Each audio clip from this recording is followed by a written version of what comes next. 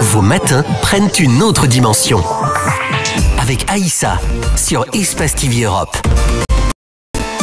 Nous croisons les doigts pour cette nouvelle aventure sur Espace TV Europe. C'est reparti pour une nouvelle matinée d'Espace TV Europe, le lien de la diaspora disponible sur Free, sur le canal 440, Orange 589 et Bouygues 721. Vous êtes de plus en plus nombreux à nous suivre. Merci beaucoup.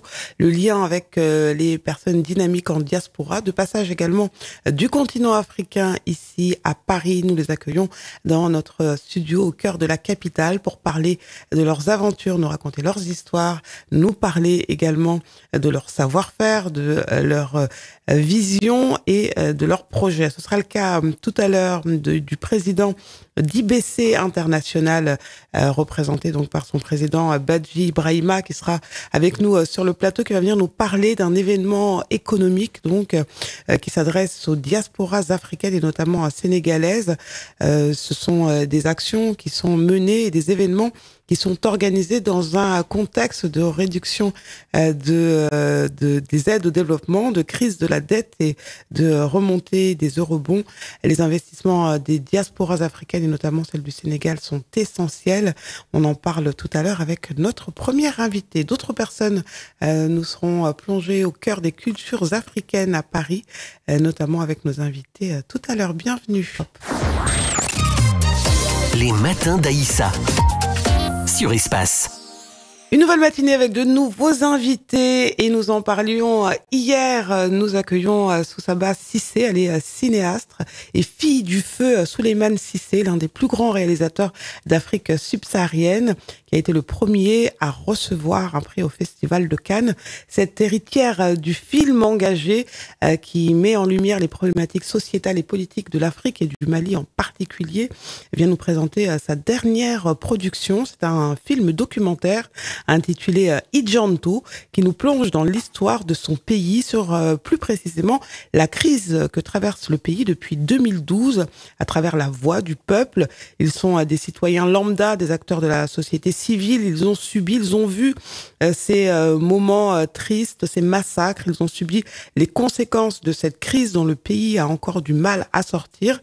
C'est un cri, une ode à la paix et à la réconciliation, ce documentaire dont nous parlons tout de suite avec la réalisatrice Soussaba Cissé, de passage à Paris.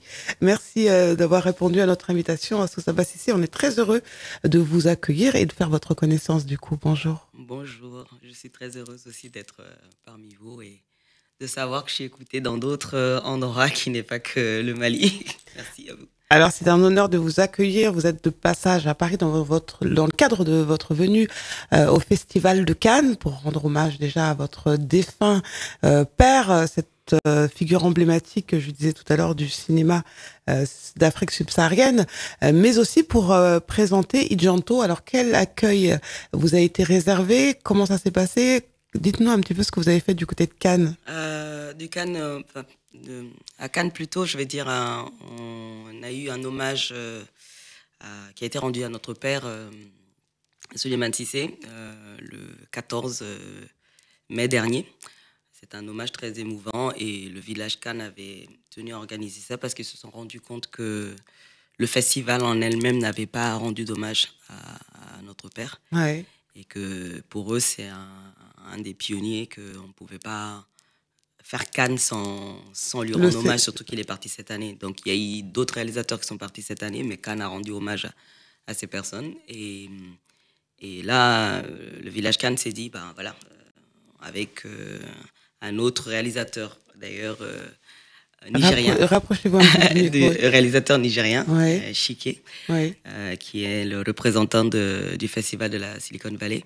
D'accord. Et qui s'est associé avec le village Cannes pour rendre hommage à notre père. Et ça a été une très grande fierté parce que sans ça, ça aurait passé inaperçu. Et donc, et c'est dommage, mais on était quand même beaucoup réunis là-bas entre réalisateurs africains, en tout cas, qui avaient les mêmes peines que nous et qui se sont exprimés. Donc, on a une journée dédiée à lui et c'était génial. Et plus personnellement, en ce qui vous concerne, un papa qui a un peu forgé votre mental, qui vous a également transmis cette envie de raconter les réalités de nos peuples à travers l'écran, le documentaire, le 7e art. Vous avez grandi un petit peu dans ce bain où vous suiviez votre papa sur les tournages. Racontez-nous un petit peu dans quel contexte vous avez grandi et comment ce père emblématique vous a transmis l'amour du 7e art. Ben, pour ma part, on est 3 dans la famille, en tout cas dans les 9 enfants, à faire on va dire, à être dans l'industrie du cinéma. D'accord. Et j'ai une grande sœur, un grand frère et moi. Donc, et je vais dire que ça n'a pas été facile pour nous parce que c'est quelqu'un qui a, en tout cas, ceux qui sont tout proches de lui, il a un peu de mal à encadrer, en tout cas dans le domaine. Moi, par exemple, je parle personnellement pour moi, quand il y aura le temps de parler pour mes frères, ça va se faire. Et moi, ça a été quelqu'un qui m'a toujours laissé me débrouiller. Parce qu'il disait que lui, il a appris sur le tas, on lui a pas fait de cadeau. Donc, dans sa vision à lui, il se disait qu'en ce moment-là, s'il me faisait un cadeau, c'était me tenir la main tout le temps pour essayer de me montrer des choses. Donc, il m'a toujours me laissé me débrouiller un peu toute seule. Un peu forgé à la dure. Voilà. Donc aujourd'hui, c'est vrai que de son vivant, des fois, je l'embêtais en disant « Ouais, j'ai pas été beaucoup aidé, tu pouvais faire plus. » Et aujourd'hui qu'il est pas là, maintenant, je me rends compte que oui, ce cadeau qu'il m'a fait, je le remercie parce que il est pas là aujourd'hui, je continue et j'ai pas besoin vraiment de lui à 100% pour me dire « Voilà, tiens la main. » C'est vrai que les petits conseils, ça me manque, mais je sais que maintenant, je peux marcher droite, en tout cas, sur les mêmes traces que lui. Alors, Souleymane, c'est votre papa, donc cette grande figure du cinéma africain, Souleymane Cissé, premier réalisateur d'Afrique subsaharienne, on le disait, à recevoir un prix au Festival de Cannes, ce qui n'est pas rien, puisque Cannes, c'est quand même la référence au niveau du cinéma francophone, on va dire. En 87, donc, il se faisait distingué avec ce magistral Yilène. Il y a aussi été récompensé du Carrosse d'or en 2023. C'est bien cela. Un papa a disparu dernièrement, c'était le 19 février. Alors, est-ce qu'il a été célébré au Mali? Je sais que via les réseaux sociaux, on a beaucoup vu sa photo, des témoignages et des hommages qui lui ont été rendus sur Internet. Le Mali...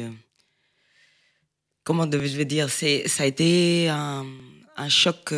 Je sais que nous, les enfants, personnellement, la famille très proche a eu un choc, mais le Mali en tiers, oui, parce que le matin, papa, il donnait une conférence de presse où il était encore en train de plaider les causes du cinéma. En tout cas, pour la nouvelle génération, il demandait encore à l'État de faire en sorte que cette industrie existe au Mali, parce qu'on est l'un des premiers à avoir véhiculé le nom du cinéma africain à l'extérieur. Donc, il disait encore, c'est comme le dernier message qu'il voulait. Toute sa vie, il s'est battu pour ce métier-là. Et encore le dernier truc qu'il a demandé, et qui a été fait en plus publiquement, parce qu'il devait être président de jury au FESPACO. Il devait aller le lendemain juste. Et donc, il a redemandé en demandant à l'État de nous aider, qu'on ne va pas y arriver tout seul et qu'on a besoin d'investisseurs de chez nous pour faire des films de chez nous, c'est important, et que d'arrêter d'aller ailleurs. Donc, le fait qu'il ait fait ça le matin, et que ce sont les personnes habituées qui ont l'habitude de faire ces interviews qui étaient à côté de lui, la famille, et qu'il a été écouté par beaucoup de monde, qui se sont dit encore, il a 84 ans, il a encore la pêche, il est en train de demander. Et l'après-midi, on entend qu'il est parti. Enfin, ça a été un choc pour tout le monde. Et quand je suis passée pour l'enterrement, j'ai eu tellement de témoignages de ces moments. On dirait que papa, il a eu des petits moments consacrés à plein de gens de passage, et que ces personnes-là sont tous revenus vers nous pour nous dire que voilà, il m'avait dit ça, il m'avait promis ça, il m'avait fait ci. Et quand les gens parlent de lui, on a l'impression qu'il était meilleur ami à ces gens plus que toi. Et papa, il avait ce don d'être tellement proche aux gens que tu avais l'impression qu'il était qu'à toi. Et des fois, quand tu entends les autres parler, tu es en train de dire « mais c'est mon père qui sont en train de parler ». Mais ils sont toujours en train de te dire « non, c'est le nôtre aussi ». Donc, ce côté-là, c'est une fierté aussi parce qu'il a toujours été comme ça. Et après sa mort encore, c'est le cas. Donc, je sais que le Mali, ils vont continuer à le célébrer. Même là, je sais qu'il y a une commission qui s'est réunie pour lui rendre hommage, un deuil national, Ouais. qui va être fait entre le 13 et le 14 juin.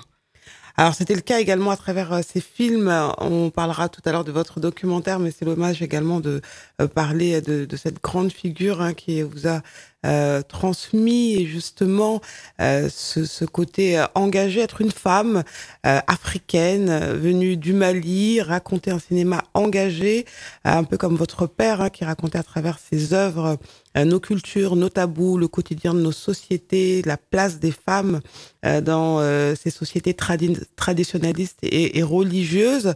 Est-ce que être une femme, ça, en fait, est-ce que c'est un avantage ou un inconvénient selon vous? Sincèrement, en Afrique, c'est un avantage. Parce que, En Afrique? Ouais. Je parle pas d'autres, parce qu'après, je peux pas parler d'autres choses si je connais pas ce milieu-là, vraiment. Parce que de toute façon, en France, ici, en tout cas, le milieu, c'est une réalisatrice, j'ai pas encore intégré, donc je sais pas du tout exactement. J'entends des échos, mais je parle pour ma part en Afrique. D'accord. Parce que en tant que réalisatrice africaine, en tout cas, les hommes ne nous mettent pas de côté. Ouais. Tu sais faire quelque chose, on te laisse. Ouais. Et ça, c'est quand même énorme parce que je sais que déjà, c'est un métier qui est assez dur. Donc, ils se disent, voilà, les personnes qui arrivent quand même à exceller dedans, il faut les laisser travailler. Et surtout, mon père avait une façon d'encourager nous, les femmes, à faire ce métier parce qu'il disait que c'est vous qui donnez la vie. Vous avez une sensibilité que personne ne peut l'avoir parce que Dieu vous a donné ça. On vous a créé avec ça. Et cette sensibilité, si vous arrivez à maîtriser la caméra et l'outil, en tout cas de transmettre des messages à travers les images, à travers les réalisations, vous serez les meilleurs. Donc, il y a une certaine humanité, en fait, qu'en tant que femme... Ça a toujours été un féministe avant-gardiste depuis bien avant. Absolument. Et donc, du coup, c'était quelque chose qui me disait à chaque fois, faut pas te freiner à cause de ça. Ne dis pas parce que tu es une femme et que tu dois t'arrêter. Au contraire, tu as plus à donner. Et ça, il faut que tu en prends conscience parce que c'est comme ça, simplement, que tu vas vraiment véhiculer ce que tu as à l'intérieur de toi. Parce que il y a des choses qui vont toucher certaines personnes. Mais vous, les femmes, vous avez une sensibilité, vous êtes à fleur de peau. Et cette fleur de peau, c'est ce qu'on a besoin. C'est ça que l'humanité a besoin. Donc, donnez-nous... Sensibilité émotionnelle. Exactement. Qui se retranscrit à travers la caméra et d'ailleurs à travers votre documentaire. On va y revenir dans un instant. Et il était donc votre papa l'un des précurseurs justement de la défense des causes des femmes à travers notamment Den Mousso qui lui a valu la censure mais aussi la prison. Il y dépeignait les maux de la société. D'autres films comme Bara en 78 où il parlait du travail et notamment du cas des ouvriers. Finier en 82 sur la révolte des étudiants face au pouvoir militaire. Et puis, bien sûr, ce film magistral, Hélène, qui a traversé les frontières, où il y interrogeait les traditions bambara à travers le parcours initiatique d'un enfant. Et il a parlé aussi d'apartheid, il a parlé de polygamie. Wati, ouais. Un artiste très, très engagé qui a laissé donc de belles graines, dont celles qu'il a semées à travers vous et vos frères et sœurs. Alors, la première projection de votre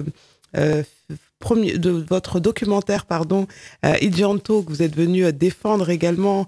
La première projection a eu lieu le 19 avril à Bamako. Alors, quel a été le retour du public? Comment ça s'est passé, cette rencontre et cette première projection au Mali? Excusez-moi, Sousa Bassi. Non. Allez-y. En tout cas, la projection... déjà, parce que souvent, les gens oublient. C'est mon 3e long métrage, ce film. Ouais. Donc, ça fait un bon bout moment que je suis dedans. Et j'ai toujours travaillé, on va dire, sans subvention, avec mes propres fonds. J'ai eu l'aide de papa sur mon premier long métrage. Ouais. Pour m'aider à terminer. Voilà. Et pour les 2 autres, là, ça a toujours été pareil. C'est vraiment... avec l'énergie des techniciens que je remercie encore parce que sans eux, je pense que ce film n'aurait pas existé. Parce qu'ils n'ont pas pris en compte de se dire elle n'a pas d'argent, elle ne peut pas nous payer. Mais ils ont vraiment pris cette femme engagée qui veut quelque chose et que nous, on peut l'aider à atteindre cet objectif-là. On va aller avec elle. Donc, ils sont tellement nombreux à citer, je ne vais pas les citer, mais je les remercie déjà. D'accord. Et je sais que le film, il était Je peux dire attendu parce que après mon premier long métrage que j'avais fait en 2012 sur la crise au Mali, Ouais. ça c'était une fiction. Les gens se sont dit, elle a commencé quelque chose, elle a quelque chose et on attend derrière, qu'est-ce qu'elle va nous proposer. Donc ça faisait un bon bout de temps, ils attendaient. Donc j'avais fait un autre documentaire parce que pas eu de subvention sur une commande qu'on m'avait faite sur les femmes qui peignent en banco sur les maisons. C'est un festival qui s'appelle Bogoja. D'accord. J'ai fait un film sur ça pour le deuxième long métrage. Et le troisième, donc c'était quelque chose qu'au début, parti encore d'une rage de ce qui se passait, de me dire, oh, je suis là, je regarde comme tout le monde, les TikTok, les machins, on est en train de raconter notre histoire encore par d'autres personnes. Il est vraiment temps d'aller à la rencontre des personnes, en tout cas ceux qui vivent ces exactions, et de leur demander qu'est-ce qui se passe, et surtout nous d'être ce relais entre les victimes et l'autre population qui n'est pas au courant de ce qui se passe.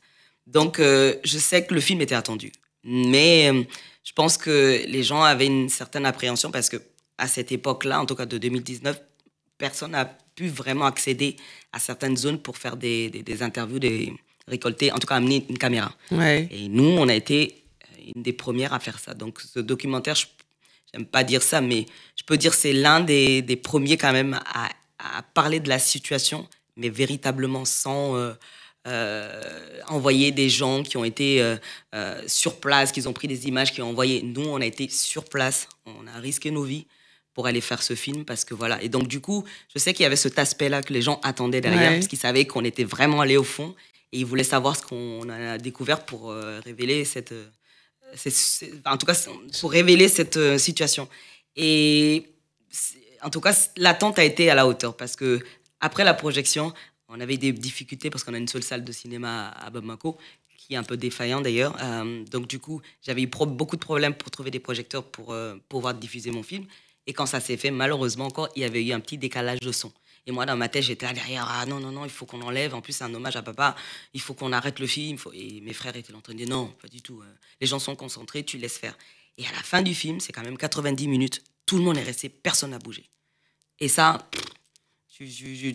Après ça, moi, je m'étais dit, ouais, c'est bon, j'ai perdu les gens. Mais en fait, non. Ils étaient là, l'émotion, et tout le monde disait, c'est exactement ça. Ceux qui ont vécu les choses au nord, ceux qui étaient à Ségou, à Mopti, tout le monde me dit, c'est exactement ça. Et ça, je me dis, voilà, c'est la meilleure des choses que je pouvais entendre. Et je me suis dit, bah, les 6 ans de travail, bah, voilà. Parce qu'en fait, vous marchiez aussi un peu sur des œufs, hein, puisque au-delà de ça, c'était, je suppose, une peur de réouvrir les cicatrices du passé, vu qu'il y a eu ces querelles intercommunautaires. C'est un peu délicat de sortir un film qui raconte justement ces crises sans prendre parti pour une ou l'autre des communautés. Bah justement, moi, ma première motivation d'aller faire le film, parce que pour moi, l'intercommunautaire, j'y croyais pas.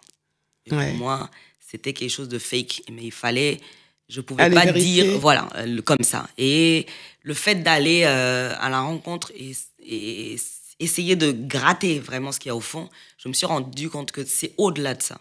C'est pas des problèmes interethniques parce que les Maliens, franchement, on a tous un papa qui est Peul, Sony qui est machin, on est tous métissés, mais de A à Z. Donc, si vraiment tu dis que tu veux faire des problèmes, des conflits interethniques, c'est que en réalité tu veux t'éradiquer toi-même, tu veux t'effacer. Absolument. Donc du coup je me disais c'est pas possible, c'est pas dans nos ADN. Donc il y avait un truc, effectivement il y avait ce truc d'amalgame qui était là, qui essayait de chercher des vrais conflits qui étaient au fond, qu'on a réveillés. Et en partant de ça, on a dit tiens les Peuls et les Dogons, bah non, c'est quelques groupes qui ont fait quelque chose et qui se sont eux-mêmes stigmatisés en disant on est des Dogons ou on est ci. Et donc, du coup, au final, ben, les autres ont pris et voilà.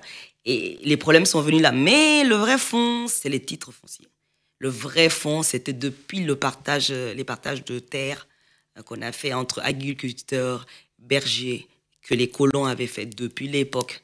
Et c'est ça qui est en train de continuer. Donc, c'est une haine qui est là depuis très longtemps, qui est en train de se perpétuer. Et c'est pour ça que mon père, il avait fait le film Oka. Lui, c'était personnel parce que c'était sur notre famille. Mais il avait dit qu'un jour, ça va arriver, que le plus grand conflit qui va arriver au Mali, ça sera pour les titres fonciers. Et en fait, c'est ce qu'on est en train de vivre, mais on est en train de passer ça sur autre chose. Parce Alors, que le vrai problème, c'est là. avoir mis le doigt sur cette réalité qui est quand même essentielle, qui explique en fait toutes ces années de troubles, comment le public l'a ressenti? Est-ce que justement, cette vérité, le public l'attendait? Je pense que le public est au courant de ce qui se passe. Mais en fait, comme je te disais, c'est comme on parle de... Les médias en jouent beaucoup. Et que souvent, on parle de... On aime entendre quelque chose. Notamment. Voilà, on aime entendre quelque chose sans même souvent vérifier. En tout cas, c'est ce qui souvent se passe au Mali. On aime entendre quelque chose sans même vérifier. Tiens, on prend le micro, on se lance là-dessus. Donc, quelqu'un d'autre qui est malveillant, peut-être la personne qui est en train de le faire, lui, il est en quête de rechercher la vérité. Mais derrière, il y a des gens malveillants qui écoutent, qui se sont dit, ah, l'autre a dit ça, bah, il prend et il le gonfle. Et donc, du coup, ça devient un gros mensonge qui est en train de circuler. Et je pense que le vrai problème de tous ces conflits-là, c'est tous les non-dits qui sont en train d'être dits et qui sont en train d'être vérifiés par d'autres en disant, oui, ça a été dit. Non, c'est pas vrai. Et c'est ça le vrai problème. Et je suppose qu'Internet n'y aide pas, hein, puisque souvent il y a des fake news ou des informations non vérifiées où chacun se lève et veut, se prétend être journaliste et donne sa parole sans s'être rendu justement sur le terrain. Moi, je pense que c'est ça. Mais après, comme on dit, Internet aussi a été là pour nous sortir de certaines choses, parce qu'il y avait des trucs qui se passaient à certains endroits sans... C'est dit, on n'aurait jamais su que ces choses se passent. Ouais. Mais vraiment, le pour et le contre, c'est vrai. Je ne sais pas comment il faut trouver un encadrement autour de ça, mais c'est quand même c'est un bien et un mal en même temps, quoi. Donc, c'est vraiment le couteau et l'enclume en même temps, quoi. Alors, à travers ce film, vous avez souhaité surtout rendre hommage aux victimes de ces violences, mais aussi ouvrir un débat sur la nécessité d'un avenir commun. C'est pas seulement un film pour montrer la douleur, la tristesse, c'est un appel à l'action collective pour éviter que, vous dites, notre pays ne sombre dans l'oubli.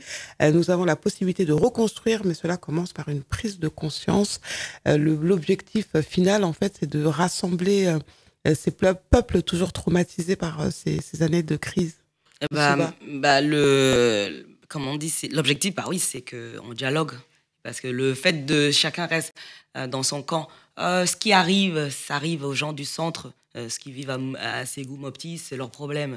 Ce qui arrive à Tombouctou, c'est le nord, c'est leur problème. Et c'est ça, en fait. Et Bamako, ce qui arrive à Bamako, c'est leur problème. Ben non, en fait, on est tous dans le Mali. Quand il y a un problème à Ségou, il y a un problème à l'autre côté. Quand il y a un problème à Mopti, il y a un problème à Tombouctou. Il y a toujours une résonance. Voilà, et cette résonance, moi, le film, je l'avais fait justement pour qu'il y ait cet écho-là. En 2012, celui que j'avais fait, c'était sur le nord, par rapport à ce qui se passait. Ouais. Là, je suis repartie, Mopti et Ségou, Badjangara.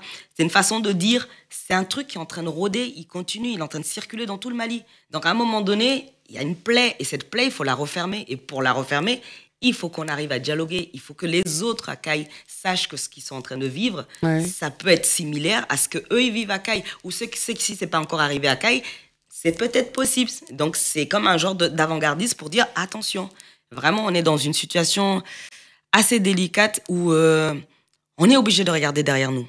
On est obligé. Et là, je pense qu'on est en train d'avancer en se disant... Il y en a qui se disent dans la tête, « Oh, c'est foutu, on avance, c'est pas grave. » Comme d'autres ont bien conscience de ce qui se passe, mais ils n'ont pas les outils. Et le fait qu'il y ait des témoignages comme ça, ils peuvent se baser sur des... Parce que c'est pas des choses qui ont été... C'est des gens qui parlent parce qu'ils ont vécu ça. Et c'est un truc qui a été étudié pendant 6 ans. Presque, j'ai travaillé dessus pendant 6 ans. Et il y a le pour et le contre pour savoir vraiment qu'est-ce qu'il faut et qu'est-ce qu'il ne faut pas et qu'est-ce qu'il faut mettre en avant justement pour que tous les Maliens se reconnaissent et se dire j'ai mon mot à dire, j'ai quelque chose à faire, qu'est-ce que je dois faire? Tu vois, moi j'ai amené le travail, j'ai mâché le travail. Bah, le reste, c'est à la population de faire le reste. Une manière aussi de transmettre ce message aux jeunes générations et de dire regardons nos erreurs et plus jamais ça. Exactement. Exactement, parce que c'est notre avenir. Tout ce qu'on est en train de faire, c'est pour la génération d'après. Même ceux qui sont jeunes aujourd'hui, qui n'ont pas conscience, ils sont en train de faire des choses parce qu'ils jouent leur part aujourd'hui. Mais demain, ils doivent laisser des choses à d'autres personnes.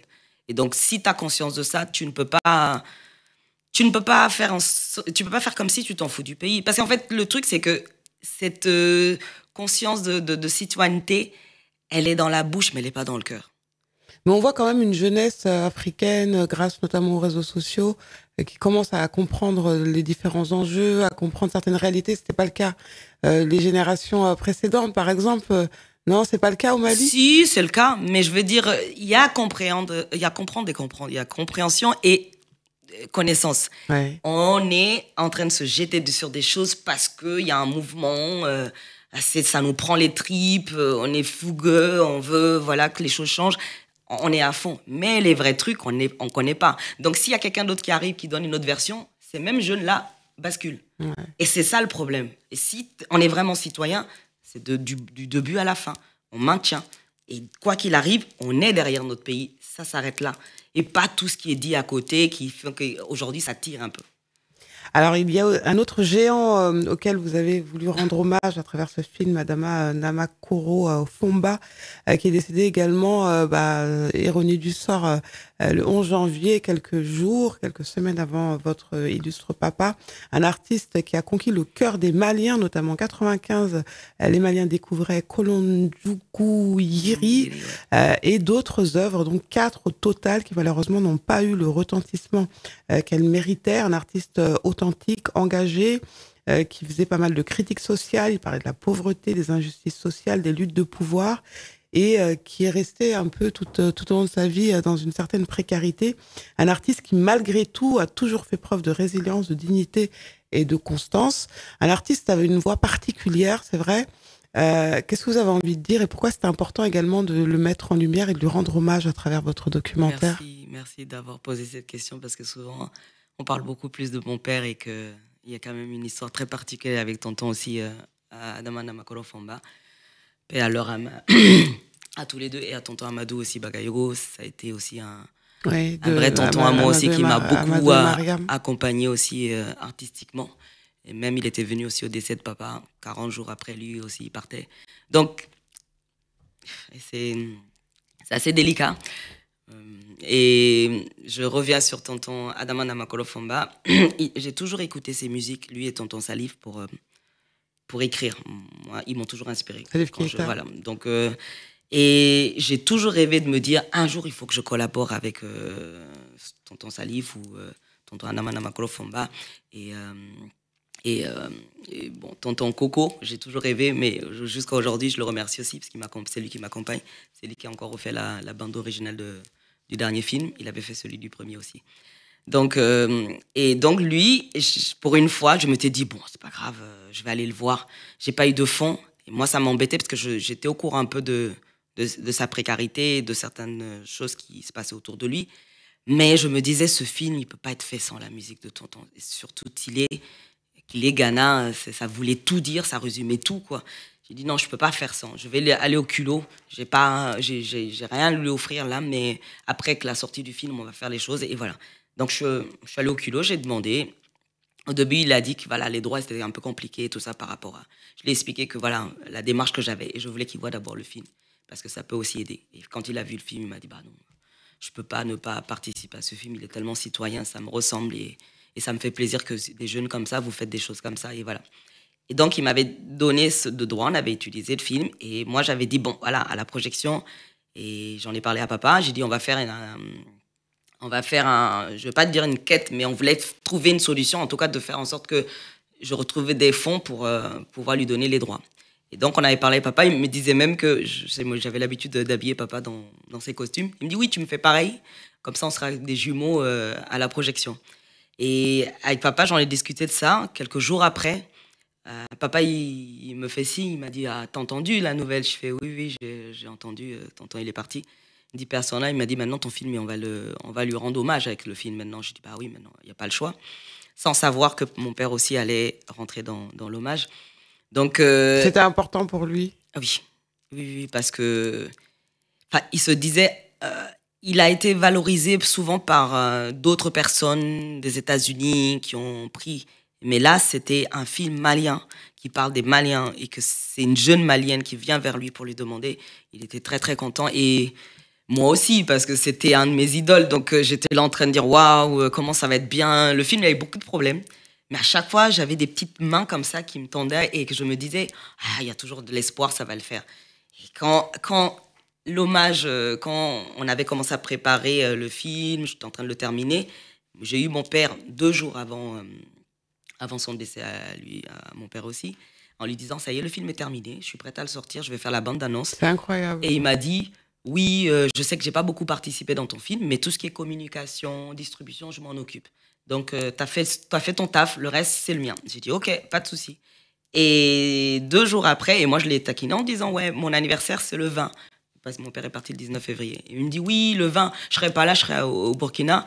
Mais tu sais ce que tu vas faire, vous allez ouvrir la fenêtre. Au moment que vous soufflez les bougies, je vais mettre un gâteau sur le drone. Vous avez juste à ouvrir la fenêtre, le gâteau, il va venir. Et on le taquinait en disant, mais papa, t'as déjà vu quel drone qui vient de Bamako à Rennes?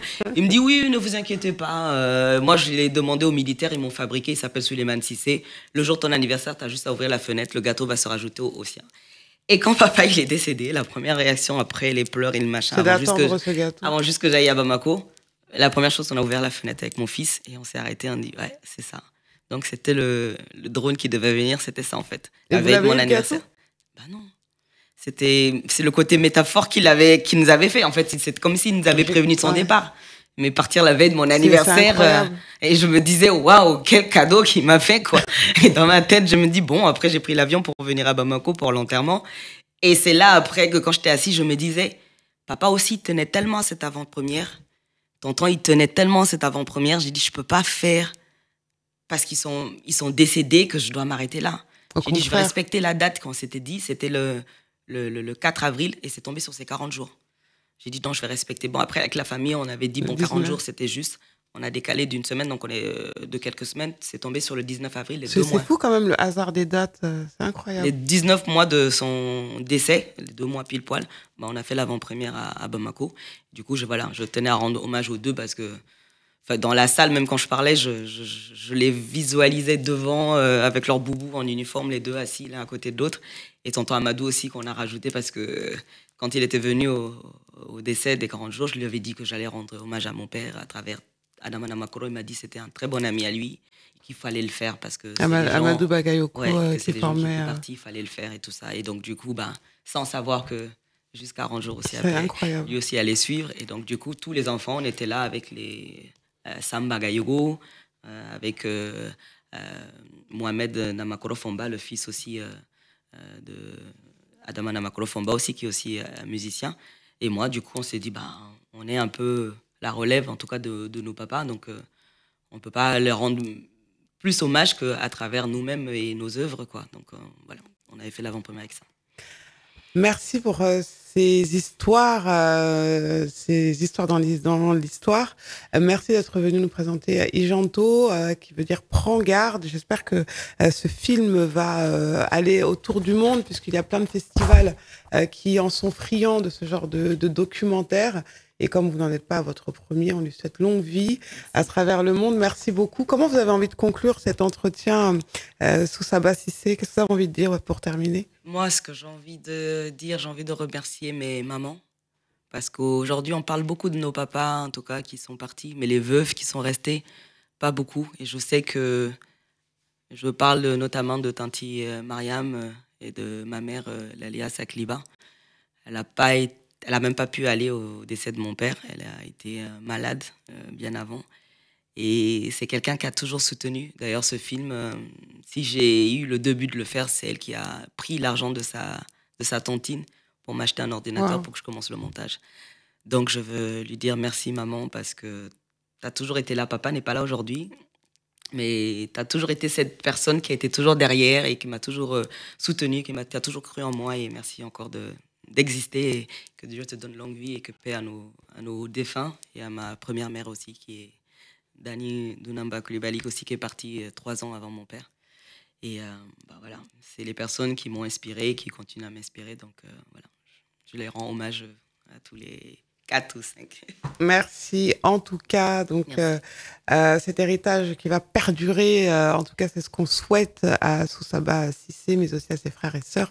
Merci beaucoup Ijanto. N'hésitez pas à aller sur internet pour en savoir un petit peu plus sur le film. Et puis soyez à l'affût des festivals, notamment ceux parisiens. Merci beaucoup d'être venu. On vous souhaite un bon retour et puis à très bientôt sur l'antenne d'Espace TV Europe. Samedi, à Lansana Barrage. On s'invite chez une grande dame, une grande voix de la musique africaine de Guinée. C'est bien sûr Oumou Diabaté, la dame Chic Choc. Avec elle, nous allons revenir sur ses plus grands hits. Bitielou, c'est un titre qui a marqué les gens. Est-ce que tu as été victime en écrivant cette chanson ou en composant cette chanson? Oui, okay. Une belle question. Okay. Parce que tout le monde dit que Oumou Diabaté, chaque fois qu'elle chante, elle massacre les hommes. Elle massacre les hommes, ouais. Elle défend la cause des femmes ouais. et les enfants. Je dis, tu sais, quand tu veux faire un truc, il faut te focaliser sur quelque chose qui peut durer. Ouais. Lancer un titre qui a marqué. Tu parles de ton enfant, tu parles de la manière dont les choses se sont déroulées. Pour toi, c'était important de raconter cela? Bien sûr. D'accord. Parce que j'avais eu ce problème. Rester dans le mariage sans faire d'enfant, c'est pas facile. Ouais. Donc j'ai commencé à composer ça à Paris. Quand mon fils était là-bas, j'ai dit Iko kenyo lukan nelema Kwibara bono ila widido Kado dunya kanimusuro Konte den sorona Fama ala yito mansa yaro Benyana kan neso filani kono la ala Kuke denke filadi ala makiti wuli mu. Waouh. Ouais, je vois. Ça va aller, ma grande. Ça va aller. Les matins d'Aïssa sur Espace. De retour en direct sur Espace TV Europe, vous nous écoutez via Free, mais aussi Orange et Bouygues. Vous êtes nombreux également à nous suivre du côté de la Guinée. Et puis, vous pouvez retrouver nos podcasts, donc les émissions que vous avez loupées via la chaîne YouTube du groupe Adafo et notamment Espace TV. Merci de nous rejoindre et nous accueillons Badji Ibrahima. Il est le président d'International Business Conseil International, IBC International.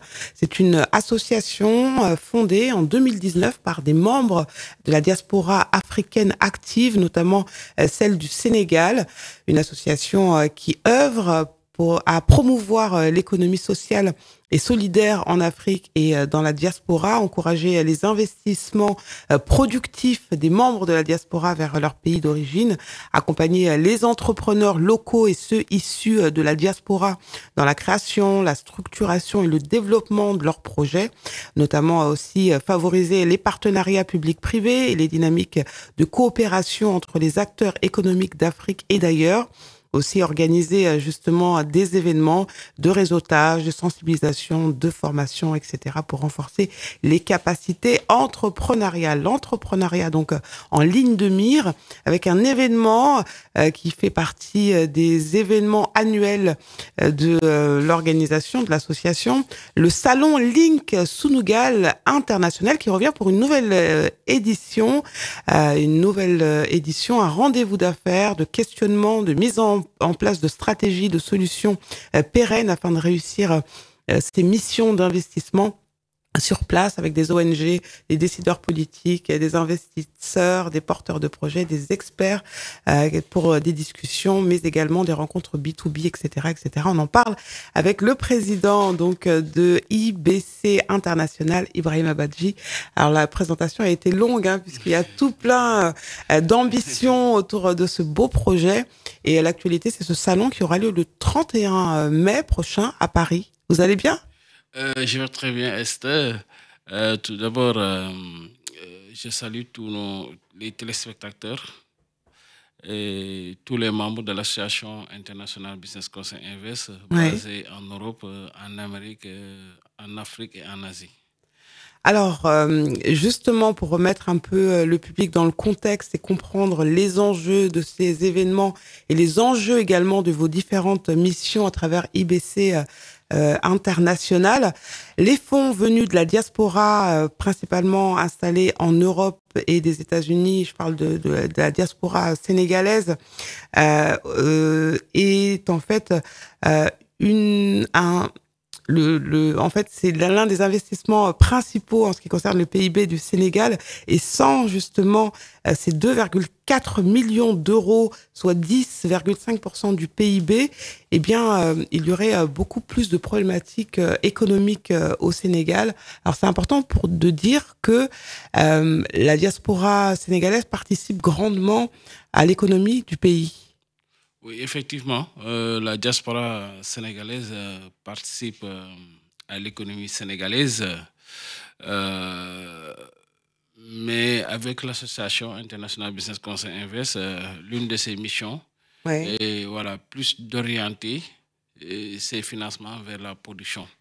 Il y avait, suite à une analyse quand même des dépenses de la diaspora, il y avait des dépenses à la consommation. Maintenant, là, on oriente plus vers tout ce qui est création d'emplois, permettre aux entrepreneurs locaux de trouver du travail, favoriser l'employabilité et aussi mettre en place une connexion entre les acteurs de la diaspora, dans l'entrepreneuriat diaspora et les entrepreneurs sénégalais. Tout d'abord, si vous permettez, je présente l'association. Voilà, IBC, c'est une association internationale. Créé en 2018 par la diaspora sénégalaise.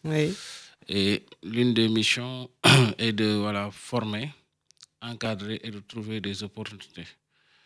Ça, c'est une mission première. La deuxième mission est de créer un réseau, un link entre les entrepreneurs, les binationaux sénégalais et les acteurs locaux. D'accord. Voilà, pour créer quand même une synergie. Et avec un principe de complémentarité, pas de concurrence. Je m'explique, par exemple, si on repère un entrepreneur qui est là, qui veut se lancer dans l'agrobusiness, si on a un élément au niveau du Sénégal, on les met en relation. D'accord. Voilà, ils travaillent ensemble. L'une des parties va apporter ses connaissances, la maîtrise environnementale. Au niveau, par exemple, de la diaspora, ce sont les fonds, tout ce qui est la technologie, le packaging et tout, et faciliter aussi l'écoulement. L'autre mission, c'est de promouvoir l'économie sociale et solidaire. D'accord. Ça fait partie aussi des missions phares de l'association. En direction notamment des femmes. Voilà. Donc, il y a aussi tout ce qui est accompagnement des femmes, les entrepreneurs des femmes, les jeunes et tout, voilà, pour vraiment trouver des opportunités pour ces cibles-là. Voilà. Donc, ça, ce sont les missions de l'association.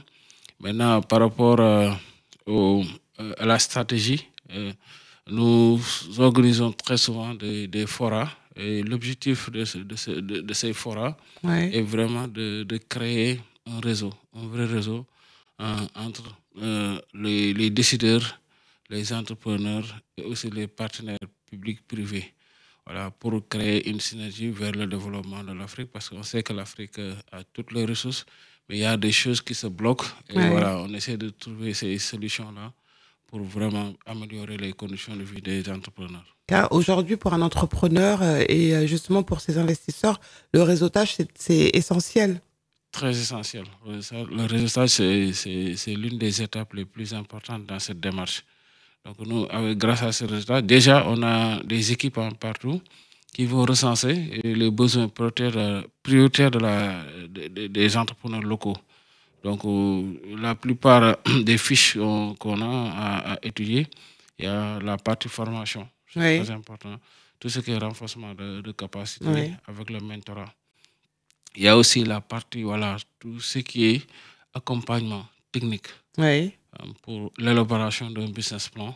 Donc, c'est très important.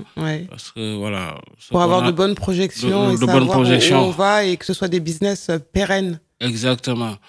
Et nous, notre système de fonctionnement, on apprend les entreprises, quel que soit ton niveau d'études. Donc, pour faire ton business plan, tu n'as pas besoin quand même de faire les bancs et tout. C'est ton business, c'est ta passion, c'est toi qui as créé cette structure.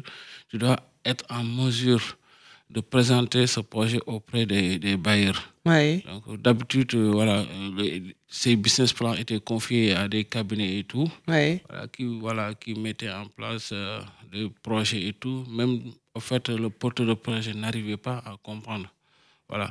Ouais, et c'est important aussi que le porteur de projet incarne son projet et puisse, lorsqu'il va chercher des investisseurs, raconter son histoire, raconter ses ambitions, ses projections. C'est ce qui fait que ça crée un lien d'attachement et de confiance des investisseurs. Exactement. Ouais. Voilà. Donc, nous, on travaille dans ce volet aussi, hein, d'accompagner les entrepreneurs à concevoir leur business plan, quel que soit leur niveau d'étude. Ouais. Et voilà, par rapport à une compréhension accessible, donc avec des termes clairs, précis. Il y a même des business plans qui sont étudiés même en langue nationale. Ouais. Je prends les Alpulaar ou les Sérères et tout, on prend un partenaire qui vient et qui leur explique. D'accord. C'est-à-dire que les éléments basiques. Et après, voilà, ils comprennent à rédiger et à défendre leur projet aussi. Alors, vu que vous avez peut-être rencontré, vous, personnellement, ces problématiques lorsque vous avez voulu investir dans votre pays d'origine au Sénégal, et je suppose que les membres fondateurs, créateurs de cette association sont aussi des personnes qui ont rencontré des problématiques et qui veulent aujourd'hui aller au-delà et se dire, nous, on a l'expérience de terrain, on a voulu investir, on s'est retrouvé confronté à telle problématique, donc on sait de quoi on parle. Oui, effectivement, voilà, c'est la jeunesse même de l'association, parce que nous sommes des entrepreneurs, on a rencontré des difficultés au niveau local. En fait, c'est bien d'investir, mais il y a des éléments factuels à maîtriser, surtout l'aspect environnemental. C'est très important, les environnements ne sont pas les mêmes. La culture n'est pas la même. Donc, et ça fait partie des obstacles pour réussir, par exemple, son projet entrepreneurial. Donc, je peux donner un exemple parce qu'il y avait un village dans la région du Sud et il y a une pratique quand tu viens comme entrepreneur pour mettre en place un projet. Selon la culture locale, il faut rencontrer obligatoirement le chef du village. Je lui explique le projet. Il y a aussi le chef traditionnel du village, tu lui expliques. Troisième étape, tu regroupes tous les jeunes pour leur expliquer. Donc, tant qu'ils ne donnent pas leur accord ou leur bénédiction, vous ne pouvez pas réussir. Donc, ça, ce sont des éléments importants à maîtriser. À prendre en compte. Il y a aussi la mentalité locale, l'environnement qui est très important. Savoir, par exemple, que le vendredi, à l'heure de la prière, tout est fermé et qu'on ne peut pas venir derrière les gens en exigeant qu'ils viennent. Exactement. Donc ça, ce sont des sujets à bien maîtriser. Et ça fait partie quand même parfois des obstacles pour la réussite de votre projet entrepreneurial. Vous levez un jour la diaspora. Vous voyez, en fait, ce n'est pas les moyens financiers ou bien techniques, mais il faut creuser. Donc, il y a des barrières linguistiques même. Il y a les barrières linguistiques, il y a la culture, il y a l'environnement, il y a le comportement, il y a aussi le marché à maîtriser. Tous ces éléments sont des éléments importants. Et voilà, en fait, ce n'est pas comme ici, par exemple, en France. Tu veux, même par rapport à l'étude concurrentielle, il y a un sujet, un travail à faire.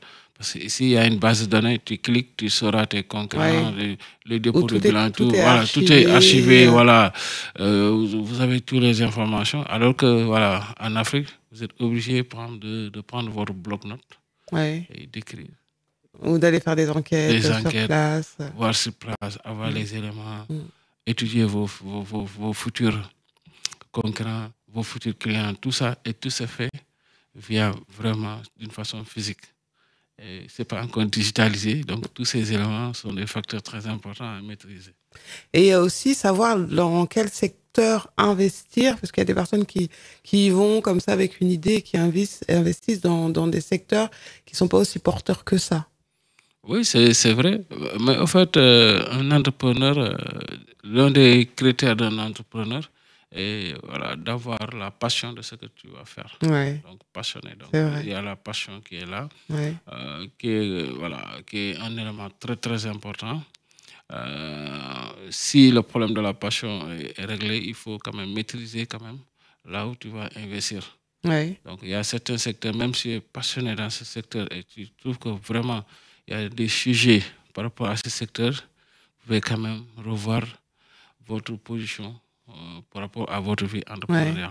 Sinon, voilà, il y aura des soucis pour réaliser ce projet. Alors, je parlais tout à l'heure de justement cette vision que vous avez et des possibilités puisque la diaspora, je disais tout à l'heure, investit grandement au PIB du Sénégal, dans un contexte aussi de diminution des aides au développement, de crise de la dette et de remontée des eurobonds. On le constate lorsque l'on se rend sur le terrain au Sénégal. C'est compliqué pour les populations et compliqué également de trouver des investisseurs pour financer ces projets. C'est une véritable réalité.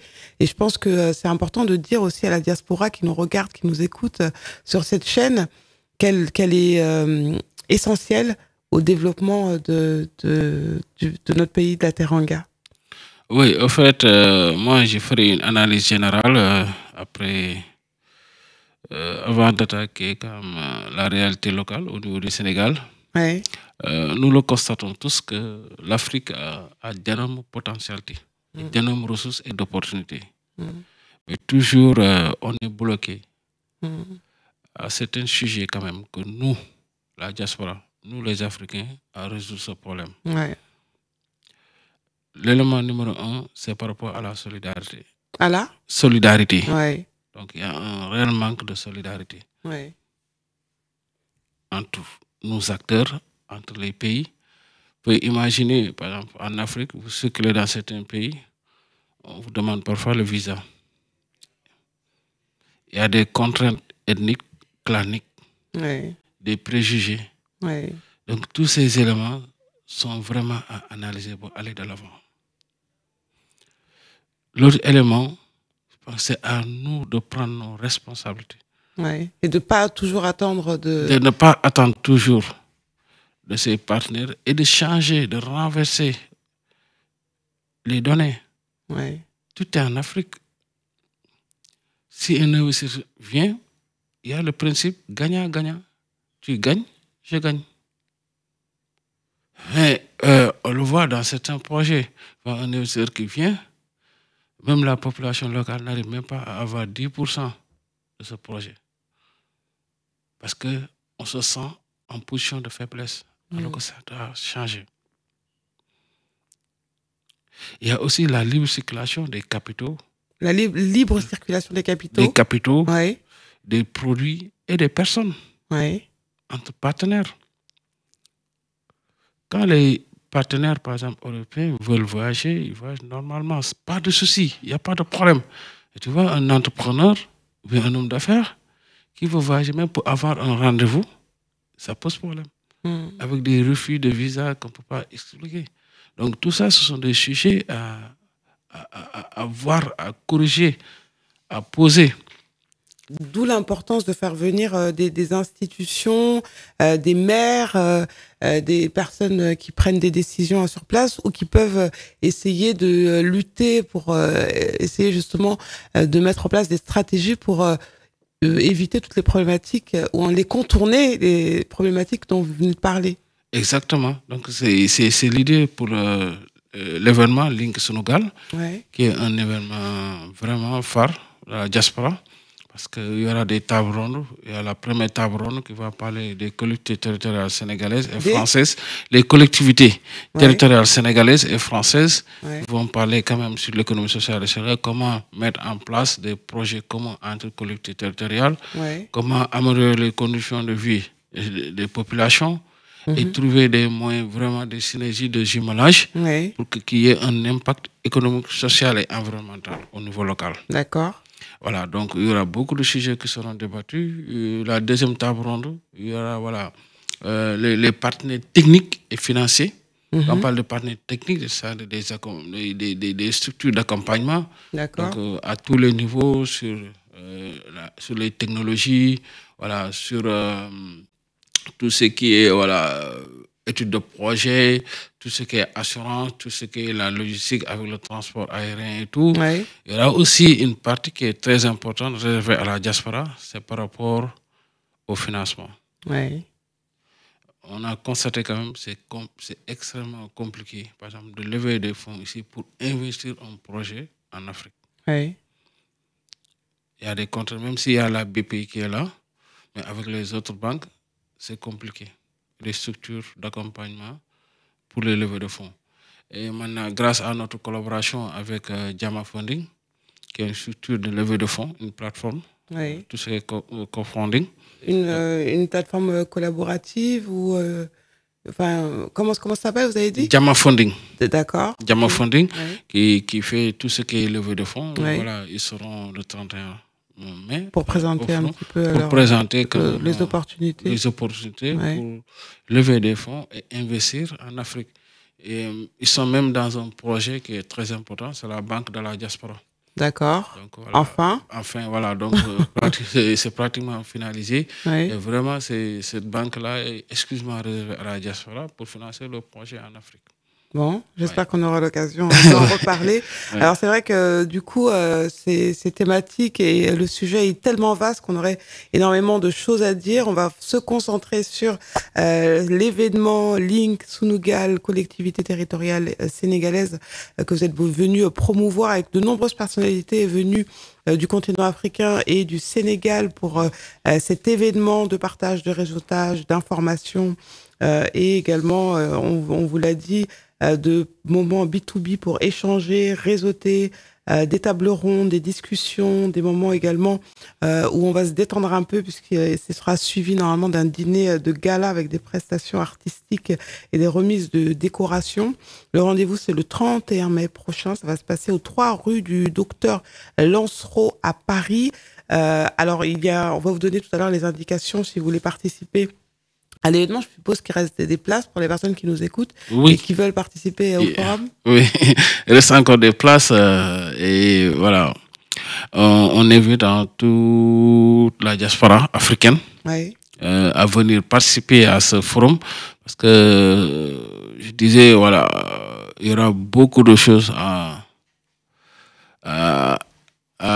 intégrer dans votre projet entrepreneurial. Des éléments très très importants. Il y aura des personnalités. Alors comme qui par exemple? Parce que j'ai vu des photos, je sais qu'il y a le maire de Mbour qui sera là. Oui, il y aura la mairie de Mbour, la mairie de Rufisque-Ouest, la mairie de Sendou et la mairie de Koki, le président du conseil départemental de Keur Massar, le ministre de la microfinance et de l'économie sociale et solidaire du Sénégal, l'ambassadeur, son excellence, l'ambassadeur du Sénégal à Paris.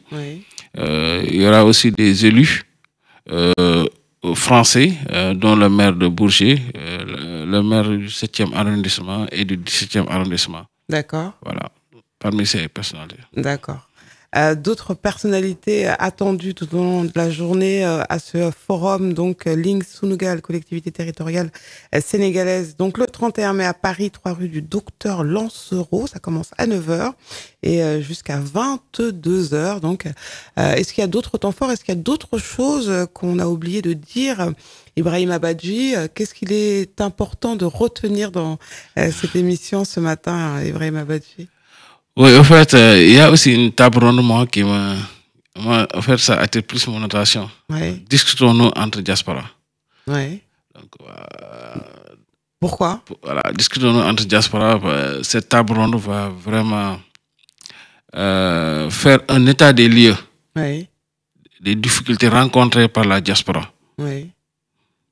Les difficultés d'investissement, c'est-à-dire qu'au niveau local, les obstacles, tout ce qui est, voilà, des projets détournés, voilà, tous ces éléments-là qui freinent vraiment l'investissement de la diaspora au niveau local, en Afrique.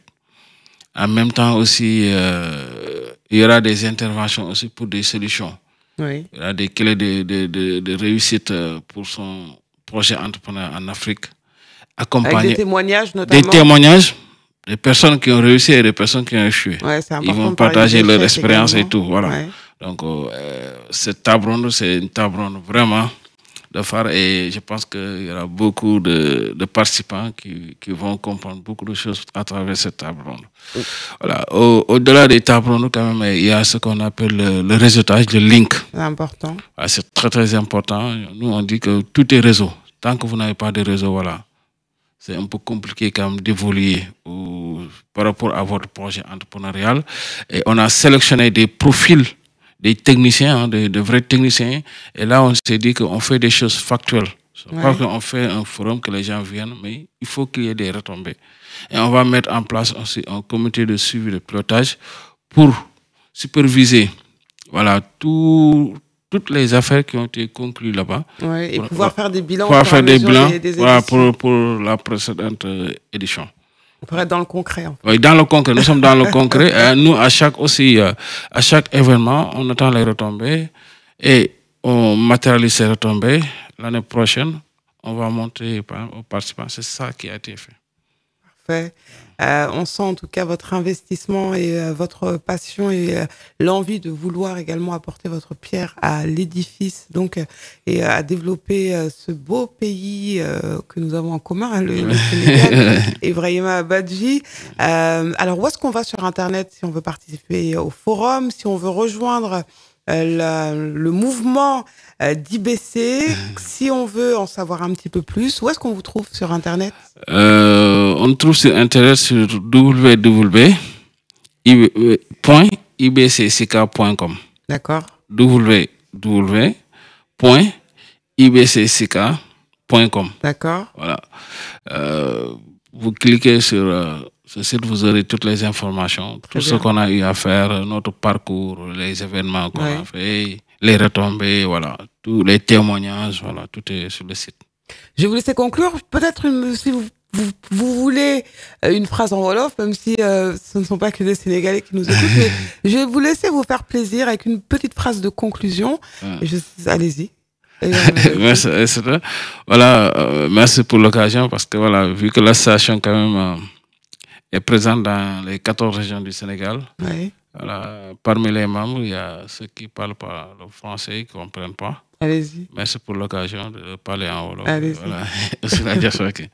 Donc, maa ngi nuyu yéen ñëpp que ci nekk sa tur sa sant di ñëw fii am bànneex def ak émission ak sunu sœur Aïssata jox ñu occasion ci plateau bu am solo bi te aussi di leen wax aussi yéen ñi nekk ci Sénégal fépp ngeen di jàpp vraiment émission bi ngeen inscrire ci lien bi ci YouTube bi di like, c'est très important pour soutenir ko waaw ñu ngi ñëw tey pour wax forum bi du 31 mai di wax ni forum bu am solo la forum boo xam ne tey vraiment ñu ciy xaar diaspora bi yëpp waxtaan loo xam ne lépp ci njëriñu Afrique ci njëriñu Sénégal à part dina am ay personnalités yu am solo yu fay ñëw nga xam ne tey képp ku fa ñëw lépp li nga soxla loo xam ne tey ci sa projet investissement la ni ko ci fekk di remercier bu baax a baax ambassadeur bi remercier ministre de l'économie sociale et solidaire ak tous les élus yoo xam ne tey joxe nañu seen accord pour ñëw ci événement bi ñu leen jox rendez-vous incha allah le 31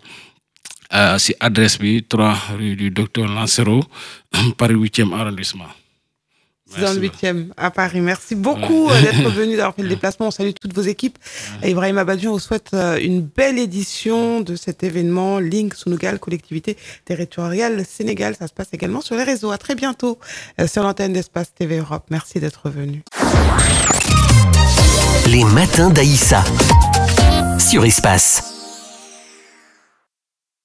Alors là, on va se détendre, on va aller à la rencontre d'humoristes venus du continent pour un festival. Tu sais où on recevait Lauriette Bikuta, l'organisatrice qui était venue, c'était il y a à peu près une dizaine de jours pour nous parler du programme de ce festival qui s'est ancré maintenant du côté de Mantes-la-Jolie et qui se poursuit puisqu'il y a une date à Cergy, donc invité du Comedy Club.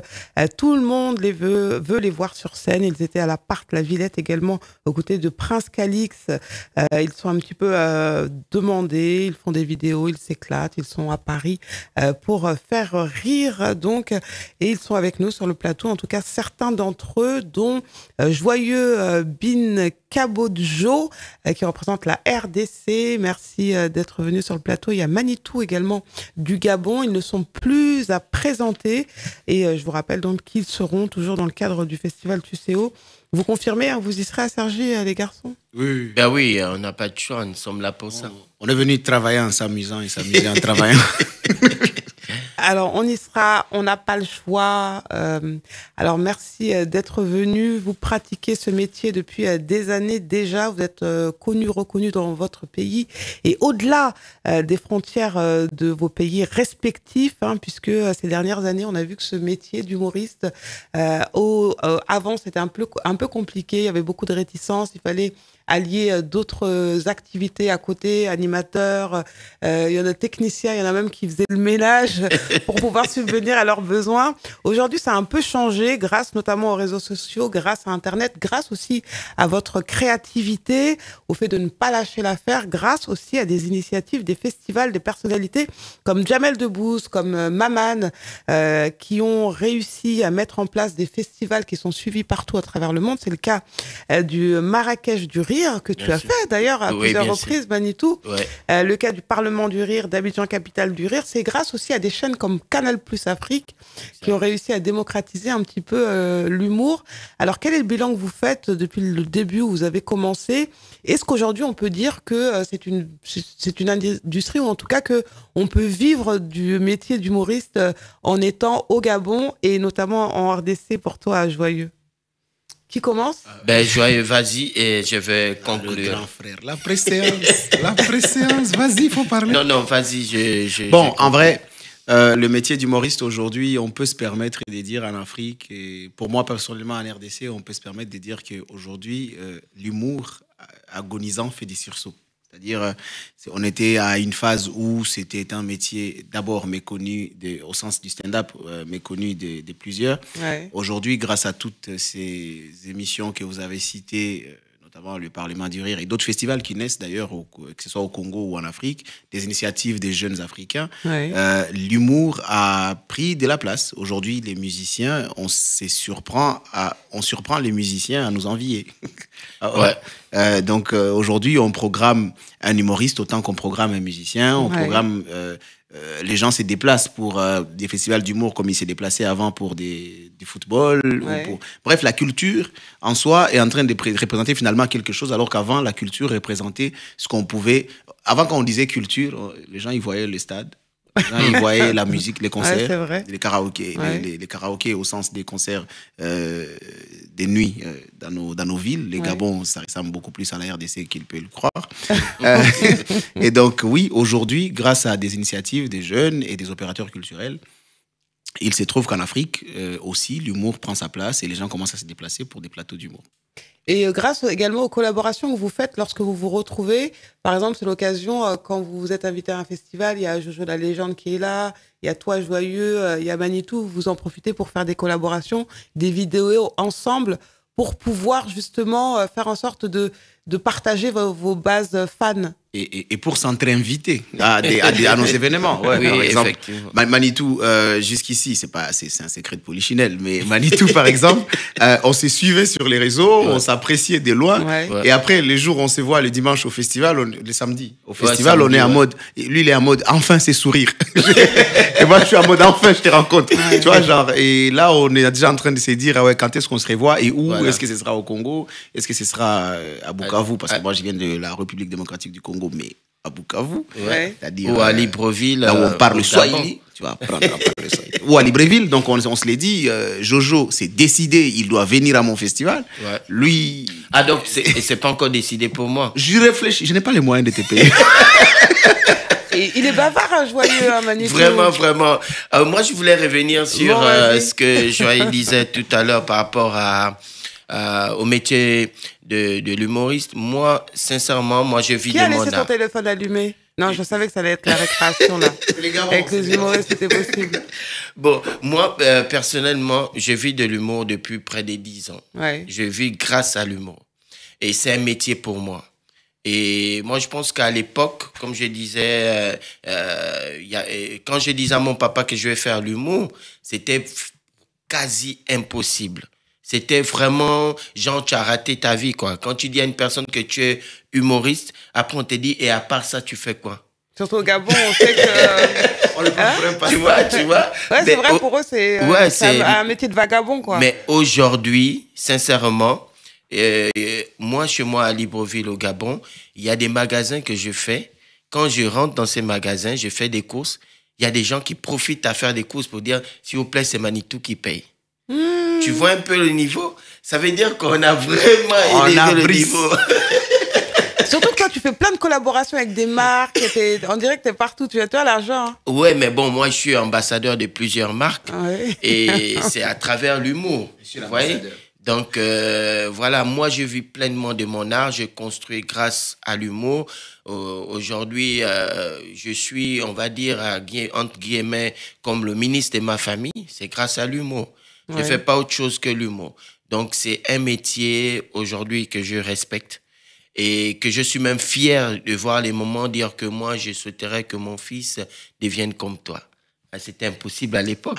Et justement, à l'époque, les artistes du continent rêvaient de venir vivre en Europe, alors qu'aujourd'hui, vous êtes pressés même de rentrer dans vos pays respectifs. On n'a qu'à finir, on va rentrer. Je te jure, là où tu me vois, là, j'ai vraiment envie de rentrer.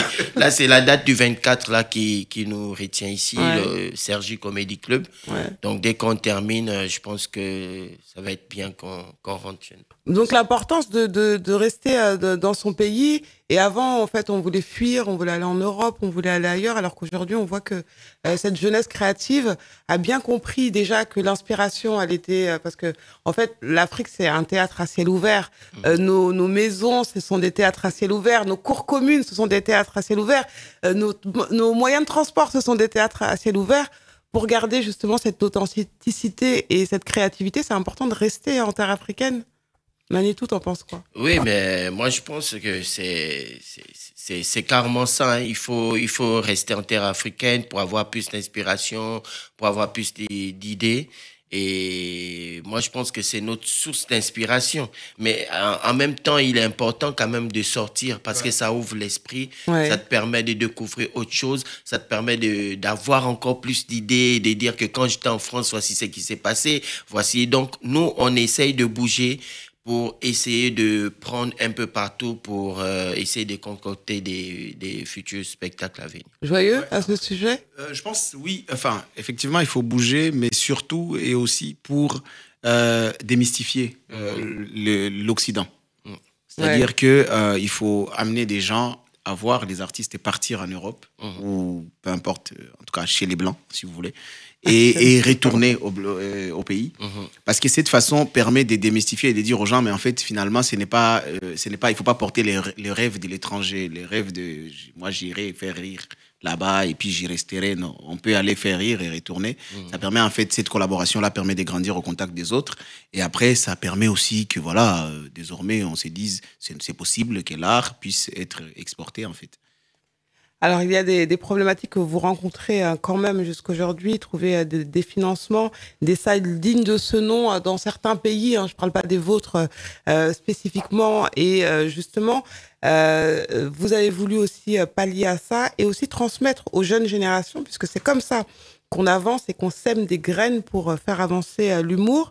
Et justement, comme vous avez une expérience, vu que vous avez rencontré pas mal de difficultés sur le terrain, alors je sais que toi, Joyeux, c'était important de venir défendre justement ces actions, puisque tu es directeur du festival d'humour Festival Zéro Polémique et de l'espace culturel Kwetu Art qui se trouve à Bukavu, donc oui, bien sûr. En RDC. C'est important la transmission pour toi, c'était important de mettre en place également ces projets pour donner aux nouvelles générations? Effectivement. Déjà, le festival Zéro Polémique est né en 2018 à l'issue d'une expérience au Burkina Faso, puisque moi je suis allé au Burkina Faso en 2017 à une nuit des plaisanteries, et là quelqu'un m'a dit « Ah, tu viens de Bukavu, mais là-bas il y a des gens !» Parce que la personne, pour elle, Bukavu, c'était la guerre, il n'y avait rien d'autre à part ça. Ouais. Et moi, je pense qu'il y a des régions où, c'est vrai, il y a des problèmes, mais où il y a une diversité à présenter au monde. C'est-à-dire, au-delà de ceci, il y a ceci. Il faut que cette résilience-là, cette résilience-là puisse servir en fait d'exemple afin de créer une certaine cohésion au travers des activités culturelles. Et donc, en rentrant, on a créé les festivals Zéro Polémique, aujourd'hui à sa 8e édition cette année, j'espère. Bravo. Merci.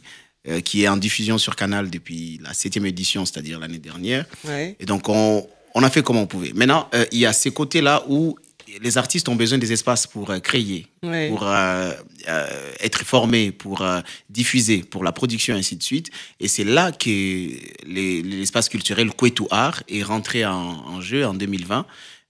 J'étais en train de finir l'université lorsque nous avons monté cet espace avec un consortium d'organisations de la société civile. Et en tripartite avec la coopération suisse et l'État congolais, nous nous sommes dit, bon, voici, on va créer un espace qui pourrait permettre à ce que les artistes puissent avoir un lieu de création, de rencontres, d'échanges, et ainsi de suite. Ça permet en fait de pallier la problématique des espaces, justement, comme on le disait. Ouais.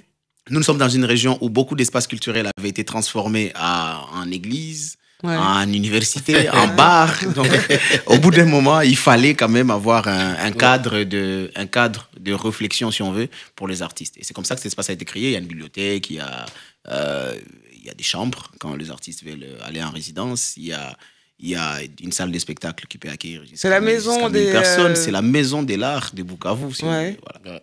C'est magnifique, franchement, c'est magnifique. Bon, ben, de notre côté, malheureusement, on n'a que l'Institut français. Ouais. Donc, nous, on s'est débrouillé avec ça. C'est une salle de 400 places. Ouais. Il y a le Como qui avait pratiquement 800 places, 700. Mais malheureusement, c'est fermé. Donc, c'est un peu compliqué. Mais par contre, avec mon expérience en Guinée, Conakry, où tu étais là dernièrement? Exactement, plus précisément à l'Abbé. Ouais. J'ai découvert que, mais tiens, il y a un humoriste qui s'est permis non, mais c'est énorme. En fait, on néglige certains trucs, mais après, quand tu bouges et tu te dis, mais attends, mais c'est faisable. Donc, un peu comme ton histoire, Dogar, il a pris son terrain familial. Il a construit son institut français. Oui, tu vois, le Kwetu Art, comme vous l'avez dit, vous l'avez d'ailleurs très bien prononcé. Kwetu Art, ça veut dire l'art chez nous. C'est-à-dire qu'on avait des espaces de coopération, comme les instituts français, mais tu t'es dit, ben attends, l'Institut français, s'il y a un programme de la France à l'Institut français, ils ne vont pas favoriser ton spectacle ou ta répétition. Voilà. Ils vont te mettre dehors. Il y avait des espaces des catholiques, si on veut, des concessions des prêtres. Si l'archevêque veut tenir un discours le jour de ton spectacle dans une salle de l'archevêché, ben, frère, c'est mort. On te demande humblement de reporter. C'est clair, c'est clair. Voilà. C'est clair, mais vraiment, franchement... moi, je pense que je vais m'y mettre et créer quelque chose comme ça. Je vais aller voir. Tu es créateur quand même d'un festival, les Awards de l'humour. Les Awards de l'humour, oui. C'est pas mal déjà comme initiative. Bravo. Oui, j'ai fait les Awards de l'humour, j'ai fait la Coupe d'Afrique du Rire. Ah bon? Oui, bien sûr. Oui, c'est moi qui fais. J'ai invité Roncia d'ailleurs. Je suis un humoriste de talent. En tout cas. Je crois qu'il sera bientôt au Gabon, là. Hein. Ben oui, ça c'est clair. Non, ça c'est d'emblée. Il y a Martinez et lui du côté de RDC. Et si je ne viens pas, je ne viens pas. Non, il vient. Alors, le temps passe très très vite, mais juste pour qu'on puisse se familiariser avec vous et vous resituer également, parce que souvent on voit sur Internet vos vidéos et puis on n'arrive pas vraiment à vous identifier, mais c'est l'occasion également, puisqu'on est une fenêtre ouverte sur la diaspora et sur le monde, de rapidement revenir sur vos parcours. Donc, Joyeux, rapidement, toi tu es né à Bukavu, tu t'es familiarisé à ce monde de la comédie à travers ce que tu vois à la télévision et au théâtre. Tu es également licencié en droit. Alors, comment on passe du droit à la comédie? Tu nous répondras dans un instant. C'est un virage à 360 degrés. Vraiment. Des personnes qui t'ont inspiré, notamment le grand Pitchi Banda, qui officiait sur Africa numéro 1 pendant de nombreuses années, ce qui permet de faire un pont entre le Gabon et la RDC. Premier spectacle en 2014, tu produis ton premier spectacle, La Scène du Paradis Mordu. Tu crées en 2017 le Bukavu Comedy Club. Et puis tu vas à travers le monde également pour différents festivals, au Burundi, au Burkina Faso, en Côte d'Ivoire, au Parlement du Rire, à Douala également en 2021, le festival Africa Stand Up, d'autres festivals également, et tu participes à l'African Stand Up Festival. Bon, ça c'était soutenu par Canal+ Afrique, je suis en train de m'emmêler les pinceaux, tout plein d'autres participations, et puis nominé lauréat du prix RFI du Rire en 2023. Bravo. Et ça continue. Tu n'as pas gagné, c'est bon. Non, mais tu as été nominé, c'est déjà bon. La même année que moi. Lui, il a été lauréat. Il a été lauréat en 2021. J'ai gagné en 2021. Tu as perdu ton visa pour le Congo.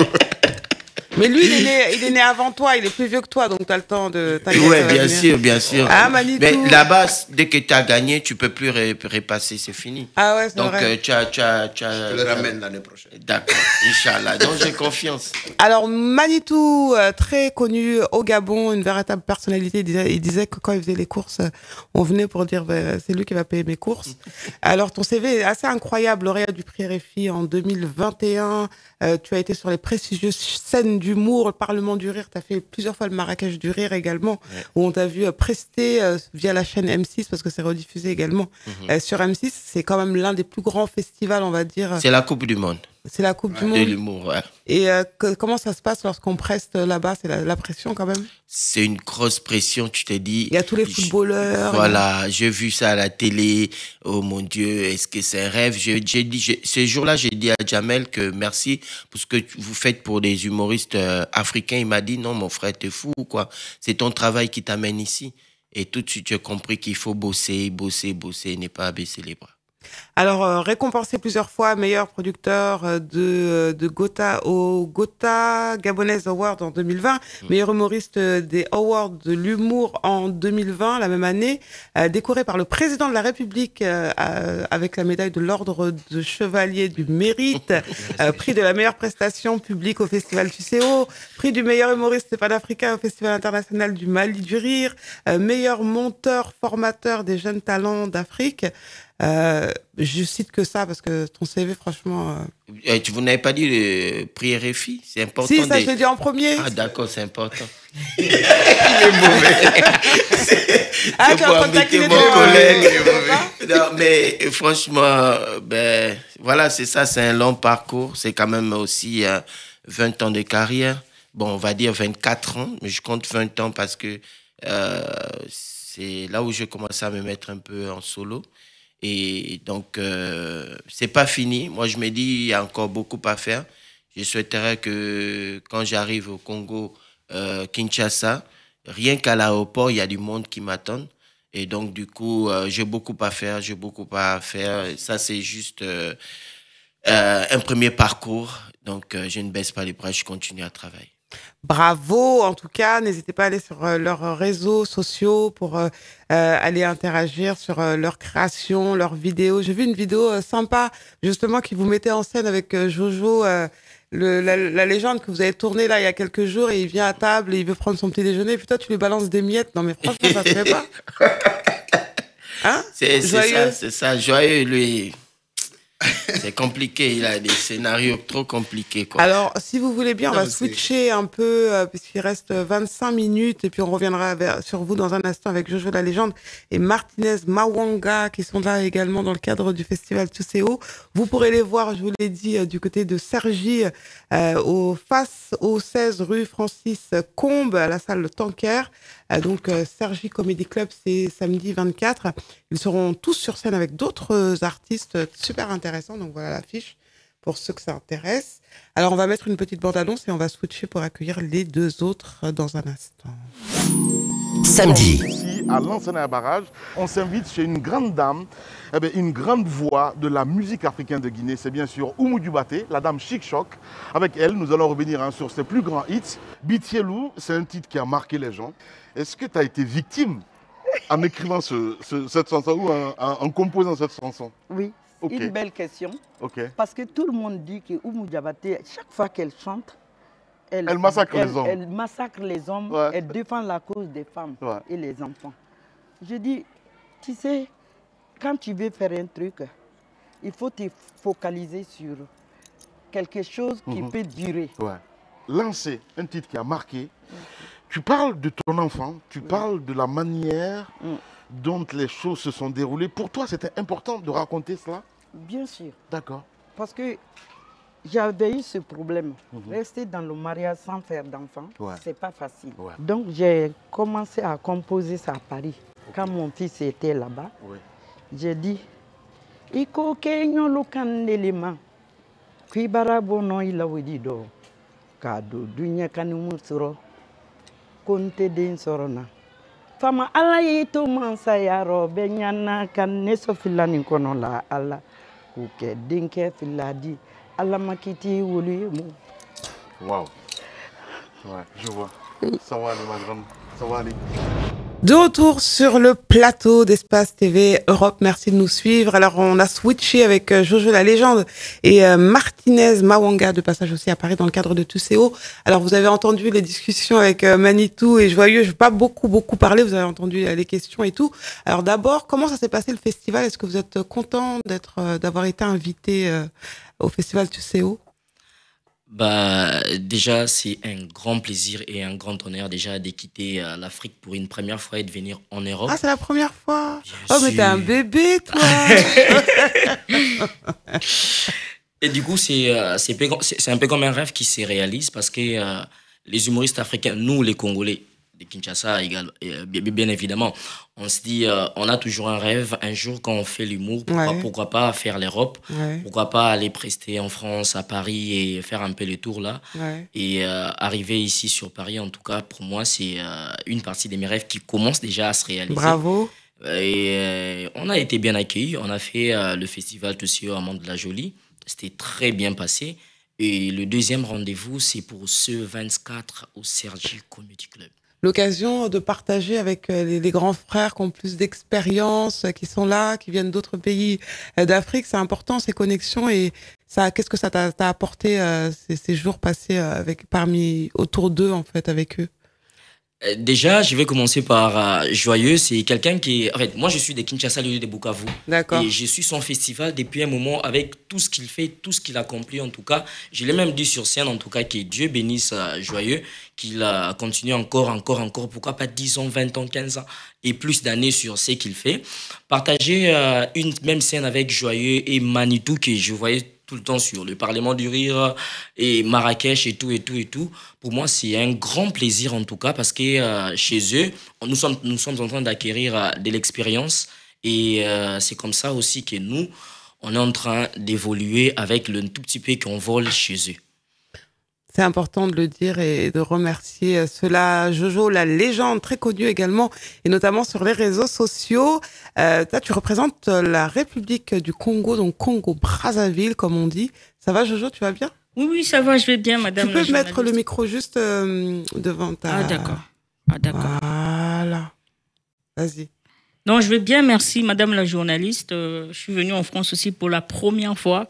Ah ouais? Comme dit Martinez, oui, c'est ma première fois. Donc... Mais toi, t'es pas un bébé, toi. Je suis le bébé de mon papa. Donc, ça me fait énormément plaisir. Je me souviens une fois, pendant la Covid, j'étais sur mon canapé en train de regarder le Parlement du Rire et il y avait l'émission de Manitou, tous les grands.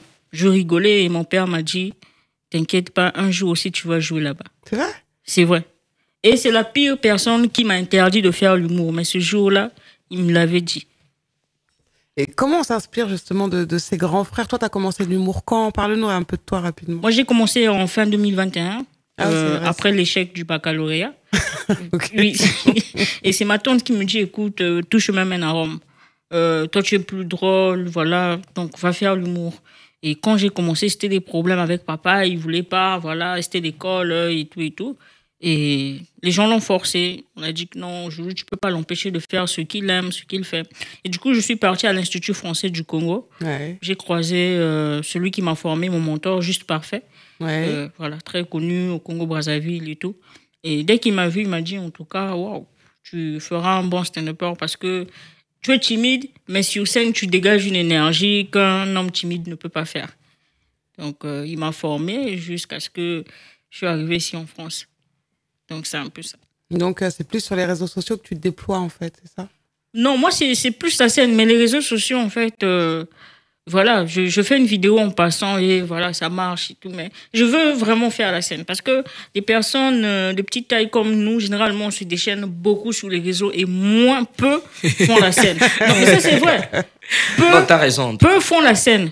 Beaucoup, ils sont sur les réseaux. Alors que moi, je veux marquer la différence. Moi, je veux faire les deux. Sauf une référence, Gou quand même. Ouais, mais Gou n'est pas si petit de taille que ça. En fait, Gou est court, mais nous sommes petits de taille. Bon, je sais pas, il y a quelle différence. Attention, tu vas pas. Là, il faut demander à Joël la différence. Si t'entends, il va venir te tirer les oreilles. Hein. Ouais, il va m'engager. C'est une source d'inspiration également, ces humoristes comme Gou. Oui, ce sont des sources d'inspiration. Mais moi, En fait, au départ, je ne voulais pas être humoriste.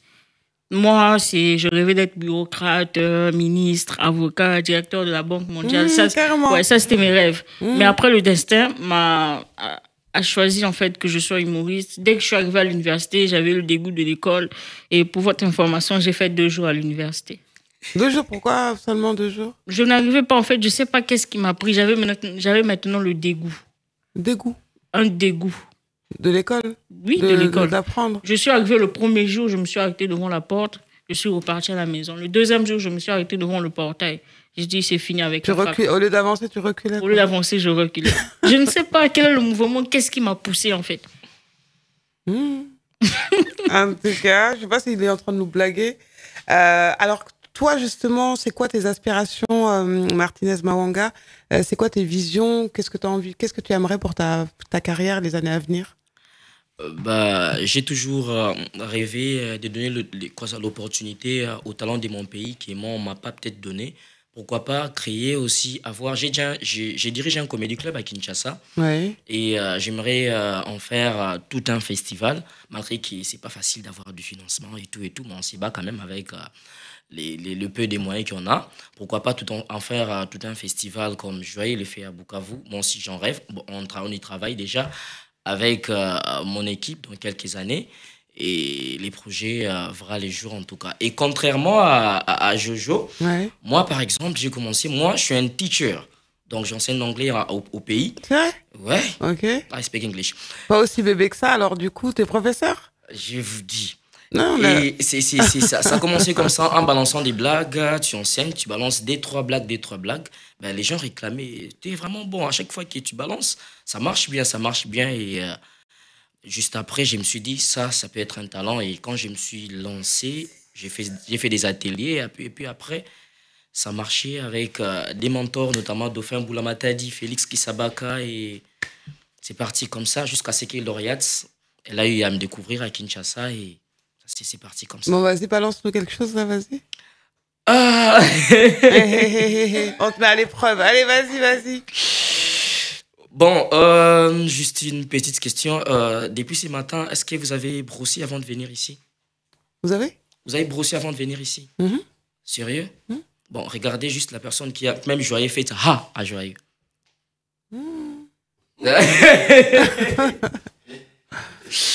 Donc, c'est parti comme ça jusqu'à ce que Lauriat m'a programmé en 2022. C'est 2019 que j'ai commencé, une année avant Covid.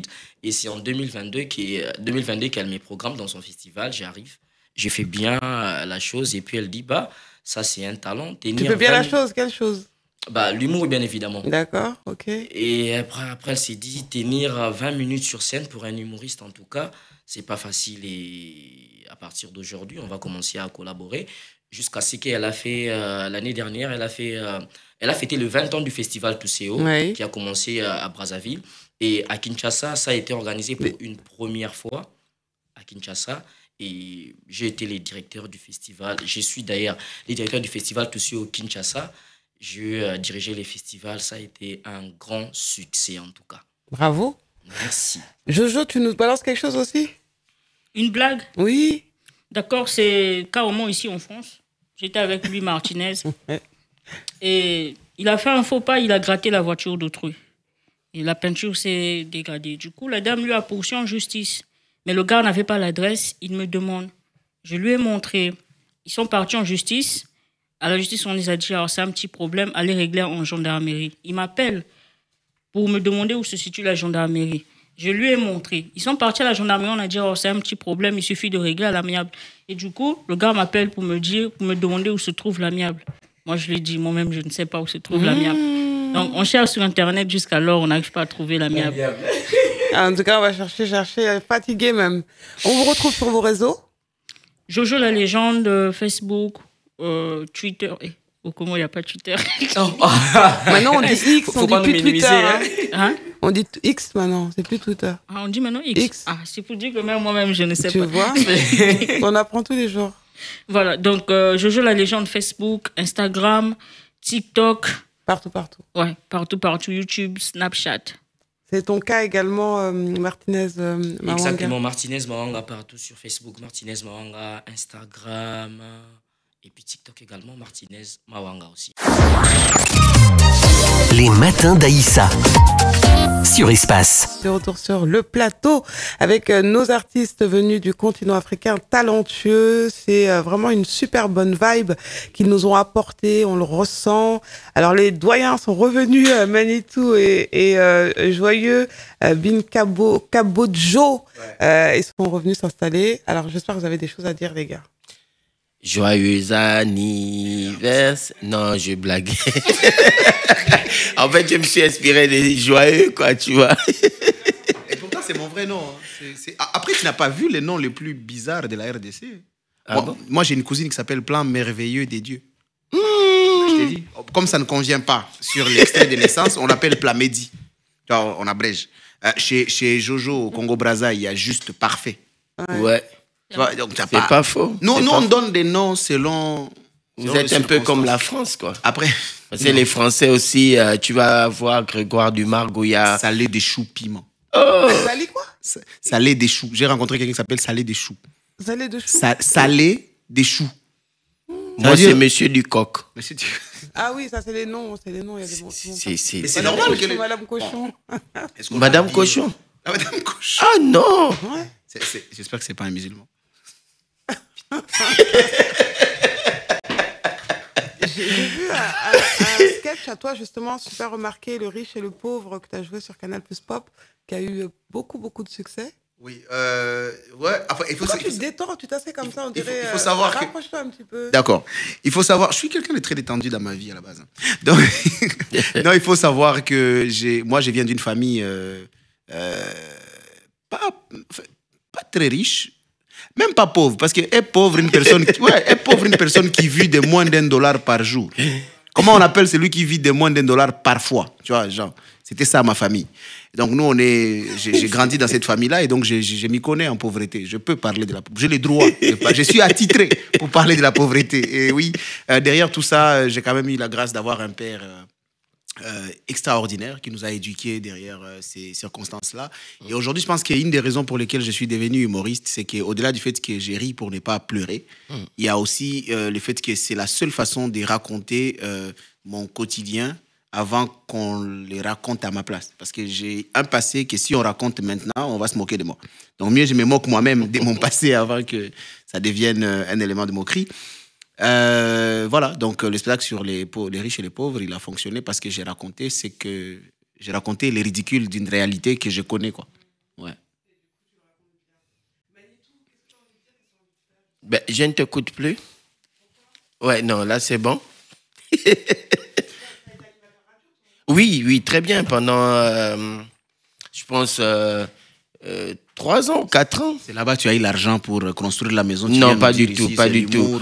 Non, pas du tout. Ça, j'ai commencé à peine. C'est les prix. Ah, c'est les prix. J'ai commencé à peine. J'ai envie d'égorger, je sais pas, je me sens en France. Mais tu vois, c'est du coup... je sais pas pourquoi ça arrive à nous autres, les Africains, c'est compliqué. Tu sais, l'anecdote, genre, je me suis séparé avec mon papa, tu vois.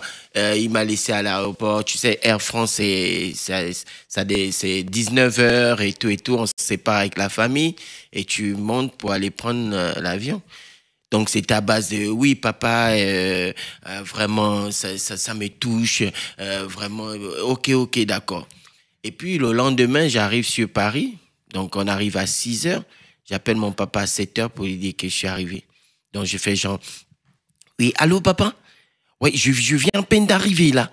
Il me dit, ça, c'est qui? Aouani. Donc, ça, c'est un mal en langue. Ouais. Aouani. Je dis, mais c'est moi, papa, c'est moi, c'est Manitou. Il dit, mais non, c'est pas possible. On s'est séparés hier, là. Aujourd'hui, tu arrives, tu gorges déjà. Je ne sais pas pourquoi, mais bon, ça donne envie souvent quand tu te retrouves ici. Mais par contre, j'ai quelque chose de spécial à dire à mon frère qui est juste à côté de moi. Tu m'as dit tout à l'heure que tu ne pouvais pas me payer pour rester à Bukavu. À Bukavu, ouais. Voilà. Bukavu, c'est une ville qui touche pratiquement le monde entier. Et franchement, moi, pour mon soutien, je suis prêt... Mais ça bien, pardon. Je suis prêt à venir prester à Bukavu pour la population de Bukavu. Attends, sans cachet. Waouh. Sans billet d'avion. Ça veut dire moi-même, je prends tout en charge. Ouais. Franchement, pour la population de Bukavu. C'est où sa caméra, pardon? Excusez-moi. Sa caméra, elle est juste là. Excusez-moi, là je prends la place de la grande sœur. Manitou, regardez la caméra et dites aux gens de Bukavu que vous arrivez bientôt sur Bukavu à vos frais. Bukavu, franchement, j'ai vu ces signes-là pendant la CAN et ça m'a touché. Donc, tout frais payé, sans cachet, je viens à Bukavu pour soutenir cette magnifique population. C'est ma contribution parce qu'on dit le rire soigne, le rire est thérapeutique, le rire fait du bien à l'Afrique. Nous avons un nouveau partenaire. Après ça, qu'est-ce que je peux dire? Je ne sais pas. Après ça, qu'est-ce que je peux encore dire? Ouais, le festival Zéro Polémique, je te promets, frère. D'accord. Moi, je suis contente que ce soit né ici, sur le plateau, que ce soit né grâce à TUCO également, et Lauriate, qu'on embrasse très, très, très fort, parce qu'elle est super mobilisée. En tout cas, elle l'a été pour vous. Elle est investie à fond, elle dort pas, elle est là. Lauriate, elle est très humaine. Vraiment, vraiment. Et c'est ça qui nous envoie dans son festival. Exact. Parce qu'en fait, il faut savoir que les festivals, il y a des âmes dans chaque événement. Et moi, par exemple, j'ai dit souvent, mon équipe au festival Zéro Polémique, elle dit... Le festival Zéro Polémique programme des artistes et non des stars. Exact. C'est-à-dire, si quelqu'un a une âme des stars, on va avoir tendance à éviter. Parce que la starmania, ça implique parfois beaucoup de choses, dénigrer les autres et tout. Et il y a des gens, c'est des stars, mais ils sont d'abord artistes et donc humains. Et dans le festival Toucéo, ce qu'on a rencontré dedans, c'est aussi... de l'humain. C'est ces côtés humains, cette âme... des artistes qui se rencontrent et qui parfois Jojo, moi j'ai essayé déjà de les programmer l'année dernière au festival, ça n'a pas fonctionné, mais là on s'est rencontrés, on était comme si on se connaît depuis lui on s'est rencontré, Martinez, on s'est rencontré à l'aéroport, on était comme si on se connaît depuis. C'est genre, en fait c'est ces côtés là qui fait que tu sais que tu peux être grand. Manitou, c'est notre grand frère à nous tous, il sait qu'il est grand, il sait qu'il peut être grand, mais il vient vers les petits, il en prend soin, il se met à leur niveau, il partage et on grandit chacun au contact de l'autre en fait. C'est beau, c'est génial, vous allez me faire pleurer. Non, ça va, ne pleure pas. Et j'ai une dernière information, si vous me permettez. Alors, j'ai écrit un livre. Donc, quand j'ai écouté son histoire, c'est pratiquement la même chose. En fait, je remarque même qu'en Afrique, on a pratiquement les mêmes histoires. Parce que pour faire l'humour, j'ai eu les mêmes conditions que Jojo. Mon papa, il ne voulait vraiment pas.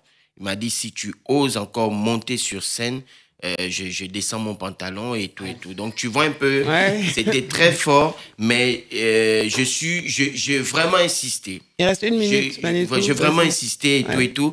Et donc, aujourd'hui, Dieu merci. Et aujourd'hui, il est fier de moi. Aujourd'hui, il est fier de dire qu'il s'est fait appeler dans son village Papa Manitou. Ouais. Et il fait pas la queue quand il va en pharmacie. Il y a beaucoup de privilèges. Finis sur le livre parce qu'il reste juste 40 secondes. Pour finir sur le livre, donc j'ai sorti un livre qui s'appelle Inébranlable. Inébranlable. Donc du coup, où est-ce qu'on se le procure? Je vais tout te donner les références. Vite, dépêche-toi. Je trouve pas. Donc du coup, comme il reste une minute, on tape juste Manitou.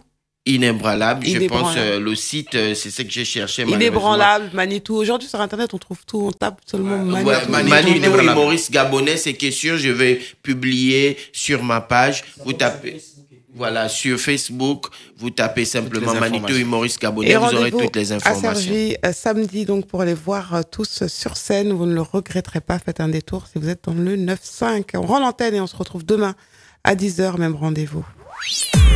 Vos matins prennent une autre dimension. Avec Aïssa sur Espace TV Europe.